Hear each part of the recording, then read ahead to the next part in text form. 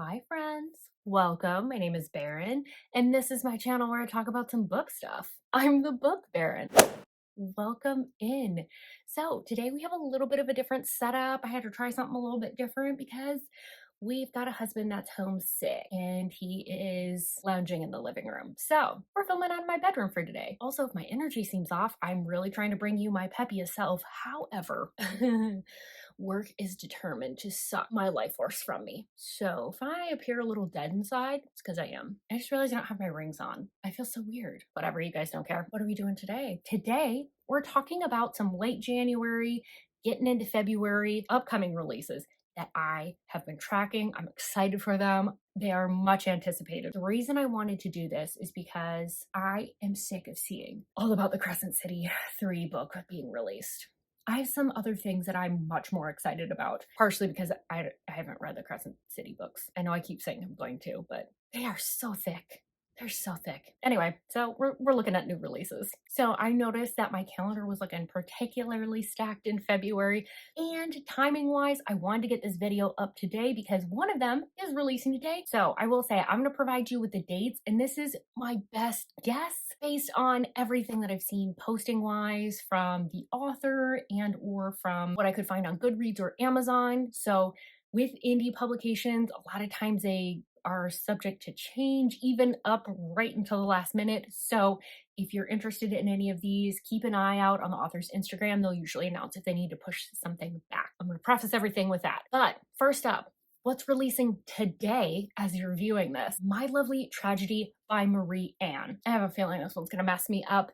It's an dark love story, not a romance. What is the difference, you might ask? There's no happily ever after guaranteed. So Marie Anne is the same author that did Fragmented Illusions, which has been kind of doing its rounds because the Blackout book box did a special edition cover of it. She's also the author of Creep, which is something that's pretty high on my TBR. That's kind of why this was on my radar. Plus, Cynthia and Nikki and I we've been chit-chatting about this one. I have not seen a proper synopsis of this book anywhere that I can find. So I can only go based on the tropes and things that I've seen described. So the author herself has described this as the epitome of tragic, an agonizing slow burn, lots of codependency, hurt comfort, forced proximity, which is my personal weakness, as we all know, and an age gap of over 15 years. I think this one's gonna mess me up because when I looked, all the reviews said that while it was beautifully written and stunning, it's definitely not a romance, and it definitely messed them up. I'm curious now, what does an ending of a dark love story look like?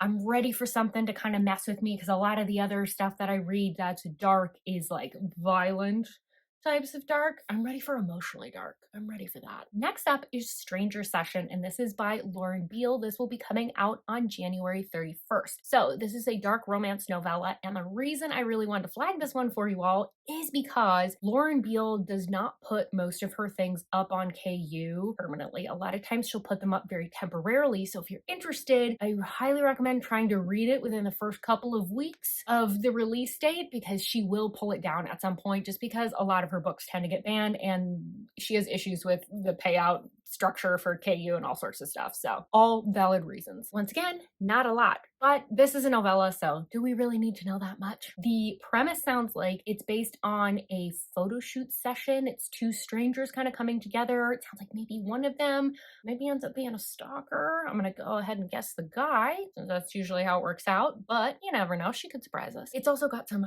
primal play. It's got some CNC, and she's described this one as like light gray, not dark as her normal stuff. So maybe if you're interested in kind of tiptoeing into what Lauren Beale has to offer, this might be one, but it's definitely one that I want to read on the earlier end so I can catch it while it's still on in KU. Next up has been one that has been on my radar for quite some time. I saw like either a reel or a post about it, and it was giving Fast and the Furious. It's another novella. It's going to be the first in a 4-book interconnected novella series. Oh, wouldn't it be helpful if I told you what it was called? Sure. So this is Chasing Midnight by Cindy Dawson.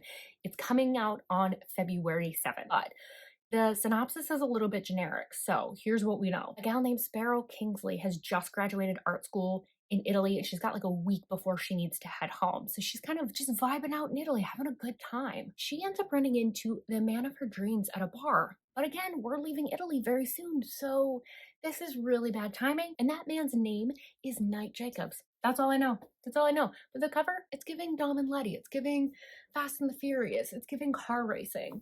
And you know what other book I like that's got car racing in it? The Losers. So I'm going to be reading this. Next up, I have one that sounds really interesting.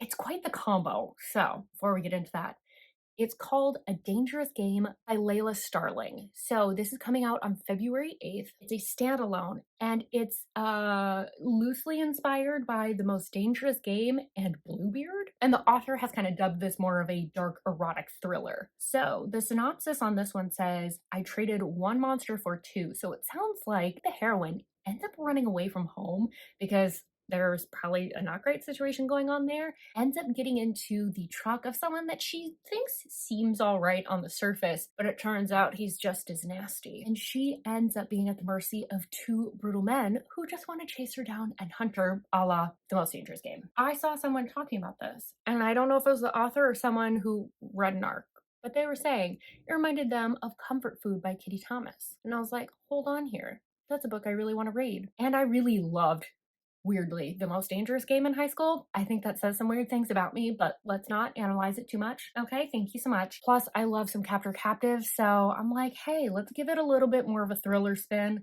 Let's see where this takes us. So that's another one that I'm really interested in. Also coming out on February 8th, the book everyone is stoked for, including myself, Serpentine Valentine by Gianna Darling. This is going to be a standalone, as far as I know. Dark, sapphic, Medusa retelling. You guys know how I feel about snakes. Love them. Love snake imagery. I have snakes tattooed on me. I have a snake right here. It has nothing to do with Taylor Swift, by the way. I really just love the animal. Anyway, so what do we have going on here? So we have our main heroine, and it sounds like she's pretty much exclusively been raised mostly around women, hasn't had a ton of interactions with men until she goes off to university. There, she ends up having a horrible interaction with a professor that leaves her pretty jaded, and this ends up leading her to actually be punished for whatever happened by the university president. So she learns a few things from this incident. One, you need to protect women at all costs because no one else is going to do it. And two, she would like to seek some revenge. And you know how she's going to do that? She's going to go after the university president's daughter. So it's sapphic. It's a Medusa retelling.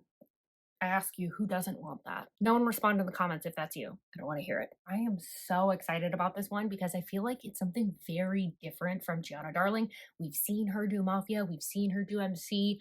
I am just so excited to see something so different from her. Next up is a book from a new love of mine, and this is Corey Zahara's book, A Heart as Black as Coal, and this should be coming out on February 9th. Now, I'm going to let you know right now, she's already hinted that she may have to push this back. There's no confirmation on it at the point that I'm recording this, but she has talked about potentially pushing it either to February 14th or February 29th. She does still want to keep it in February. So keep an eye out on this one. It may get pushed back, but she's really, really trying to keep it within February if she does do that. This one, I believe, is supposed to be a standalone. It's a rock star romance, and it's Corey Zahara, so it's going to be dark. It's going to be really dark, so definitely check trigger warnings. So it sounds like Remington kind of has like the looks and the vocals in order to be a successful rock star. But you know what else you need to be a successful rock star?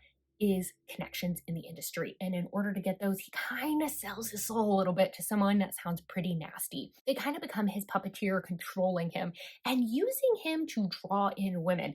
Now, I don't know if that means there's like a trafficking situation or he's doing something else nefarious with them, but there's something hinky going on with this guy. But Remington's really just a pawn. Everything changes when he becomes obsessed with a fan. So I feel like this is kind of fun, right? Because normally we're used to like famous rock stars that have fans that are obsessed with them and then have the grand honor of being chosen by them.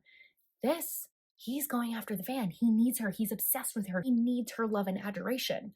I am fascinated by this little spin that we've got going on here. And the thing that I really love about Cory Zahara's writing too is she always has a very cinematic quality to her writing.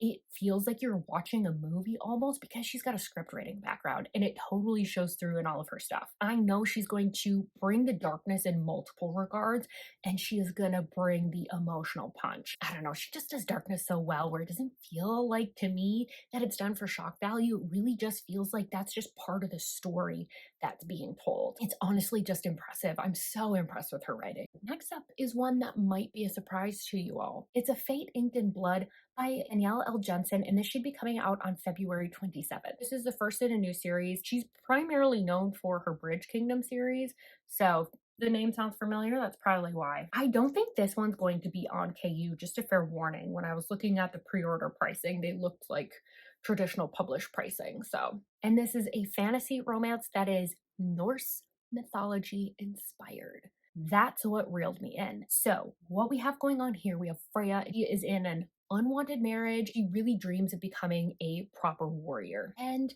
things really change for her because her husband ends up betraying her, which leads to a deadly confrontation with a man named Bjorn. And it sounds like he is the son of some powerful guy. This whole fight ends up having her accidentally reveal some powers that she's been trying to keep on the down low.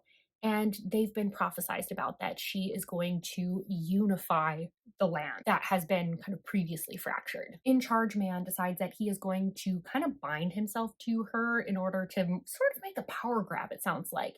And in the meantime, he assigns his son Bjorn to kind of supervise her while she develops her powers. So we have a little bit of forbidden attraction happening between these two. So it sounds like this could really be a problem for everyone involved, frankly. Next up, we have Bloody Tainted Lies from my girl Shay Ruby. And this will be coming out on February 28th. This is a mafia style secret society. It's like it's got some like organized crime types of vibes as well. And it's childhood friends to lovers, second chance, and a little bit of forbidden love. So what I can tell from the synopsis is the heroine is like this mafia princess, and she's sort of got her path completely mapped out for her. She ends up catching the eye of someone that is pretty dangerous. It's her childhood friend and her brother's killer, Nikolai Pavlov. Okay, side note, why in every book about Russian men is the guy named Nikolai? Like all the Russian dudes I know are named Boris or Dmitri or Mikhail. Anyone else find that interesting? I digress. He's the enemy for multiple reasons, but it sounds like maybe he's also from a rival mafia group as well. For her, she's wanting revenge at all costs, and for him, he wants her at all costs. So got a little bit of a conflict of interest here. I am really excited about this because I love her dark stuff. She can also pack an emotional punch when she wants to. She makes things sexy. And so I know she's going to deliver on this. And I've been wanting to get into some more mafia books. So I'm hoping that she's got her own fresh, fun take on it. I really did enjoy her. I think the novella was called Unhallowed Image here. It was kind of in the same vein. And I really enjoyed that. That was a really fun read. All right. Last one here. I don't know for sure that this book is coming out in February, but from what I could tell from the author's Instagram page, the answer points to yes. It's Back on Me. I had to double check this book title because I didn't believe that was the title. It's Back on Me by C.L. Menegan. I really hope I pronounced this author's last name right. This is the second book in a duet. So it's following the same couple from Below the Pulse, but there are two other interconnected books, so it's like technically the fourth in a series as well. Confusing, I know, but I promise it makes sense. Best I can tell, this is coming out in February. There are some spots that say it's coming out in September, so I don't really know what to believe. I'm really banking on February because that's the latest that I saw on the author's Instagram page. So fingers crossed this comes out because I just read the first book. Oh, baby, did I love it. But I don't want to spoil things for you. So I'm going to tell you about the first book in the duet and encourage you to read that so that you are prepared for this book to come out. This is about Cherry and Harlan. And Cherry, oh, she is a melancholy woman. She's really been through it. She had some trauma in her past because she was in a pretty significant car wreck that ended up claiming the lives of her parents. And she really felt like she was responsible. She harbors a ton of guilt. She's still in her hometown and she's just really feeling left behind.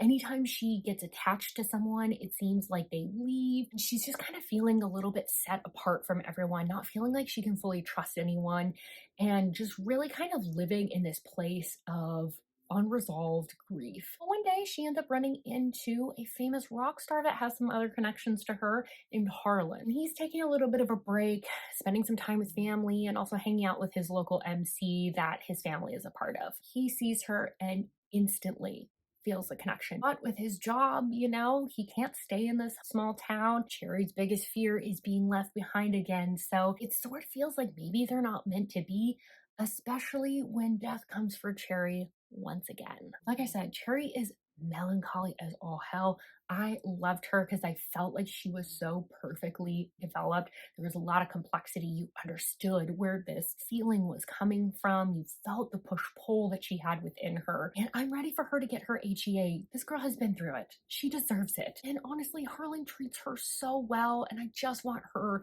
to have that soft place to land. And I want them to have their time together finally. And also, I want her to be avenged for what happened in the last book. And I think Harlan's our man. He's gonna do it. He's got his MC connections. I'm ready for it. Those are all the books that I am really, really looking forward to in late January going into February. Let me know, are there any new or upcoming releases that you are really looking forward to? I feel like there's so much coming out that I'm so excited about. I just seriously don't know how I'm going to pick my February TBR, especially considering how short this month is.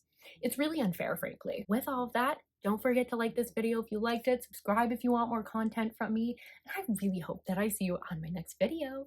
Bye-bye!